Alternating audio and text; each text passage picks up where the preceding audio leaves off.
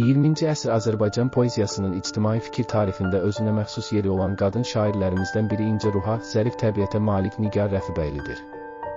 Onun göz açdığı ictimai siyasi, ədəbi mühit özünün xarakterik xüsusiyyətləri, siyasi hadisələri ilə xarakterikdir. Hələ gənclik illərindən cəsur, vətənpərvər olan, böyük istedada malik Nigar xanım mübarizələrlə dolu şərəfli, məzmunlu bir həyat yaşayıb.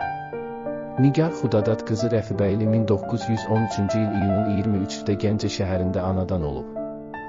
1930-cu ildə Bakı Pedaqoji Texnikumunu bitirdikdən sonra Fəhlə Gənclər Məktəbində, 1932-1936-cı illərdə isə Moskva Pedaqoji İnstitutunda təhsil alıb.